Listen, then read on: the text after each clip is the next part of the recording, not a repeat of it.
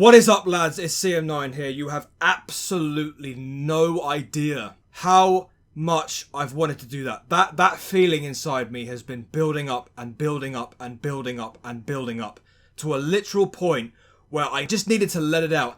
And today, at a time where we needed to keep fourth place and, Tottenham were on our backs, and if we'd have lost this game, Tottenham would have overtaken us into fourth place, and well, that didn't happen, did it?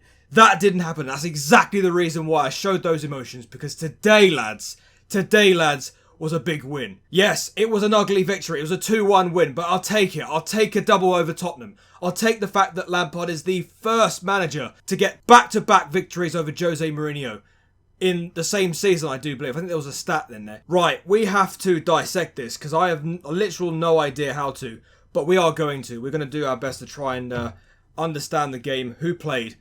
Now, in this game, it was a completely different lineup to what we played out against Man United. Now, we went with a 3-4-2-1. I've got the team up here. We've got Caballero in goal. Caballero is still playing as first-choice goalkeeper at the moment. I don't know if that's to do with a bad relationship between Lampard and Kepa. We'll have to find that out soon enough. Defenders, Azpilicueta, Christensen, and Antonio Rudiger. Then we've got Reece James, Jorginho, Kovacic, and Marcos Alonso coming back, who scored, which I'm not going to take away from him. I'm not going to take that away from Marcos Alonso. Then we have up front, three-man attack, of Mason Mount, Ross Barkley, and Olivier Giroud. Thank God Olivier Giroud started, because if he'd have played Batshuayi, who was not even on the bench, Batshuayi, I think there would have been a public outcry. But thankfully Lampard understood that Giroud should have started instead of Batshuayi. Now, to be honest with you, when I first looked at this, I thought, Lampard's being a little bit ballsy here, going for a 3-4-3, when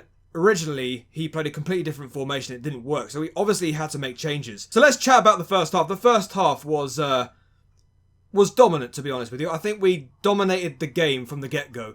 We had loads of chances going forward. Kovacic was having an absolute blinder in the middle, just completely dominating the ball and just distributing it. That was exactly what he did. The fact of the matter is, we literally suffocated Tottenham in the first half. Tottenham did absolutely nothing in that first half. We literally dominated everything. The first goal that we scored was from Giroud in the 15th minute. And would you bloody believe it, our old enemy, VAR, decided, is it offside? No, it wasn't, because it was in line. I don't understand how that went to VAR, but finally it stood.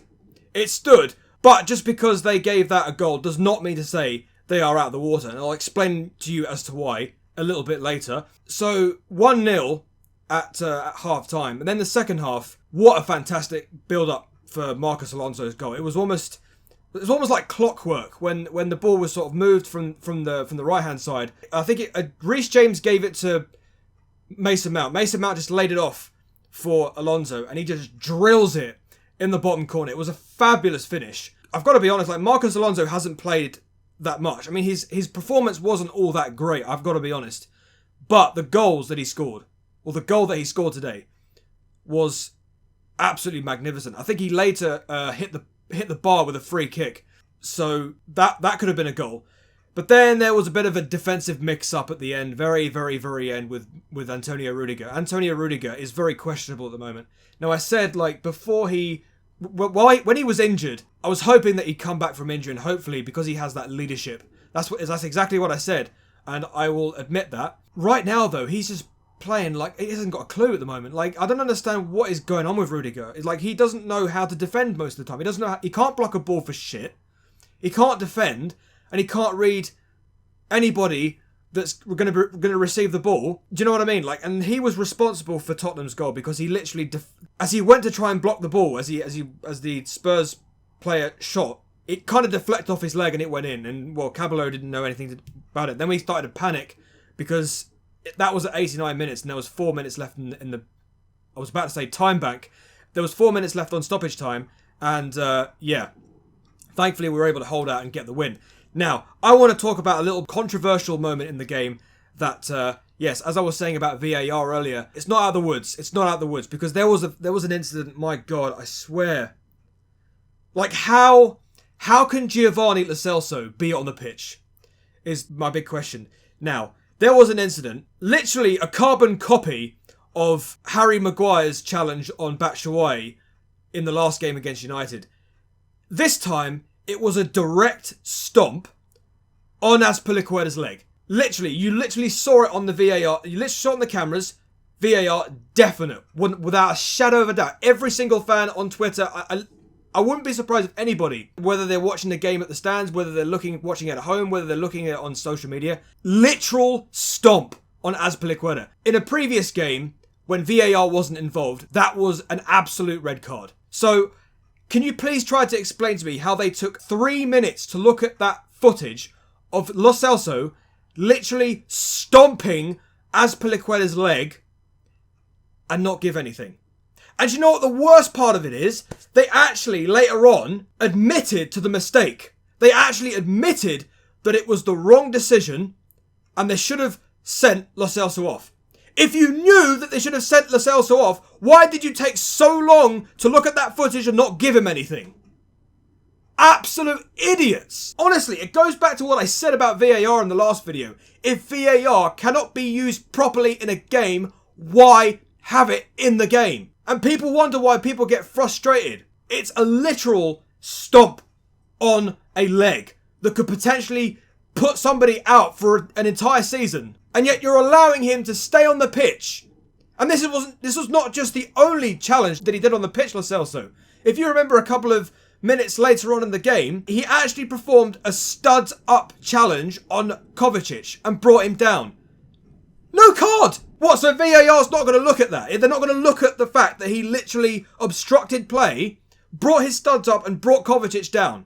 So you're not going to look at that footage. You're not going to give him a card for that. The only time Lo Celso got a card was just a little nudge on Mason Mount to concede a free kick. So you're going to give a yellow card to Lo Celso for that. Why are you not going to give him a card for the previous challenges? Yeah, he should be off. Spurs should have only had 10 men on the pitch. But even then, even so, I think Jose Mourinho made some changes and brought... I think he took off Ndombele. They took Ndombele off and he brought on Lamela. And as soon as he made that change, I noticed a bit of difference to Tottenham's play. They started to play they play balls around us. So they started to play better football. They started to be a lot more threatening, and that was a little bit worrying. And I was hoping that Lampard would make some changes. And I think he did. I think he brought on Abraham for Giroud. And then Willian, he came off for, I think it was... Wait, let me check this. Yeah, Willian came off for Ross Barkley. So Ross Barkley... So just basically like-for-like changes. So it wasn't technically tactical changes, but at the end of the day, we were able to hold out. I mean, Rudiger right at the end with an awful defensive error. What can you do? But 2-1 victory. I will take it all day. Especially when it's a time where 4th place is at stake and we really need to win to maintain a 4-point gap between us and Spurs. And if Spurs had won today, they'd have leapfrogged us into 4th and we'd have gone... Well, the worst case, if results would have gone against us throughout the entire weekend, we would have ended up 7th. But thankfully, that's not going to happen because we've won against Spurs. So let's just talk about individual performances today. Andreas Christensen, what a warrior today. Andreas Christensen can put a pat on the back today because he was absolutely phenomenal. The blocks, that he was in the right position when Spurs were about to cross the ball. Great tackles. Great distributing the ball out of the penalty box. He was absolutely fantastic. Great performance from Christensen. I couldn't argue with him today. I can't say the same about Rudiger though. Rudiger was all over the shop. Responsible for the own goal early on. Rudiger just... I don't know what was wrong with him. Like, as I said before, like he's prone to mistakes. And I don't know what's wrong with him. Azpilicueta, incredible. Azpilicueta, incredible. Great shot blocks in the first half. There are a few of them to pick out, but he overall was just fantastic.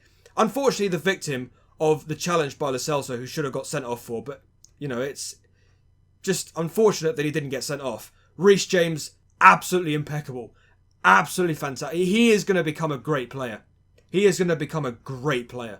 You know, I rate Reece James right now as Sanguino on the London Spitfire. Sanguino, if for London Spitfire and Overwatch League fans, you'll know that Sanguino is an incredible Lucio player. He's a savage. That's all I'm going to say. But Reece James is just like Sanguino on the London Spitfire. He's a savage. Absolute fantastic blocking, absolute great tackling, great going forward, great crosses in the box. Unfortunately, there were times where we just kind of weren't in the right place to get a goal for 3-0, which I would have liked, but you can't argue. Mateo Kovacic just absolutely exceptional. Mateo Kovacic is a baller, and I forgot to mention the Man United game last week that he was the best player against Man United. Unfortunately, we lost there, but once again, Mateo Kovacic just he doesn't fail to disappoint. I'll tell you, he is the best signing that we've made for a long time. He really should have been signed during the transfer ban when we had him on loan last season and we had the option to buy him. That was the best bit of business we ever made, because Mateo Kovacic right now is just our best player so far, and the way that he just turns on the ball to push players out the way and then push the ball forward is just very, very rare players do that. And he can do it with he does it with ease sometimes. And then he just lays the ball off in space for someone to just cross the ball in. And he did that majority of times today. And you've got to put your hands up to Kovacic for that. Mason Mount was okay. He did push the ball forward a number of times, but he was prone to a few misplaced passes. A bit 50-50 for Mason Mount today. He was good, but he wasn't great.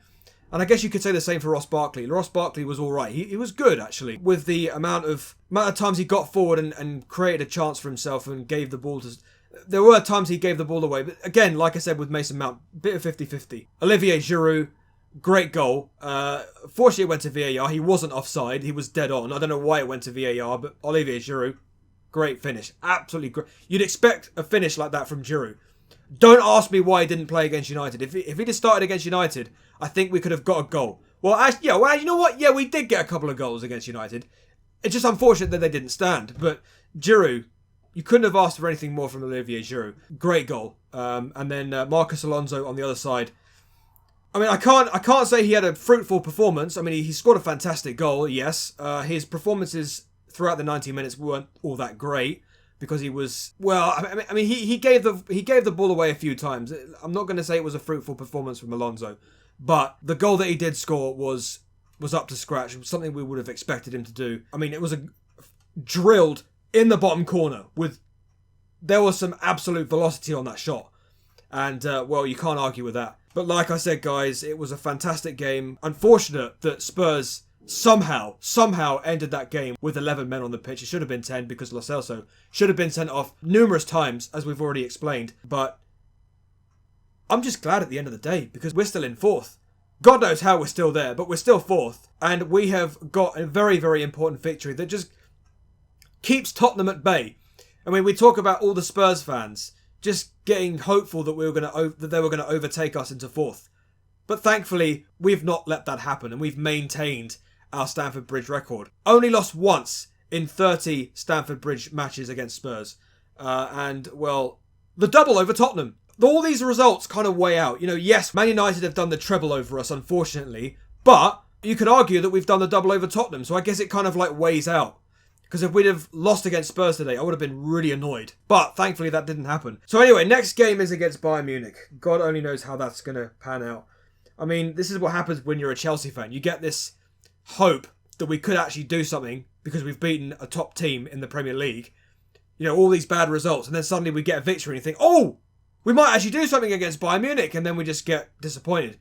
So I'm going to be ambitious about Bayern Munich. I'm not going to be as optimistic as in previous results. But let's just hope for a good game. Let's just hope we don't make the same mistakes as we've done in previous games at Stamford Bridge. Let's actually give Bayern Munich a game. Let's not get beaten 7-2 like Spurs did. Let's actually show Tottenham how to beat or even give Bayern Munich a game and not actually lose that many goals. But no. Going back to today's game, I'm absolutely over the moon that we're still in fourth for the time being. Thank God we've maintained that 4-point gap. And, if things had gone a lot worse than they did, then, I don't even know. Let me know what you guys think in the comment section down below. I'm willing to think what all of you guys have got to say about today's game. Now we roll on to the next video that I got to do on Sunday, which will be the Washington Justice against the London Spitfire in the Overwatch League at 12 o'clock on Monday. So that'll be nice. I don't know how I'm going to do that video though. We might have to do a match review after I've woken up the following day. I'm not going to do like a match review after the game has happened. I'll probably do a match review the following day. Because let's not forget, I've got to watch Tyson Fury versus Deontay Wilder as well. I've got to watch that as well in the boxing. And so that should be an interesting match to watch, a boxing match to watch. So that'd be great fun. Anyway, guys, thank you very much for watching this video. And until the next video, I shall see you later. Head on and peace.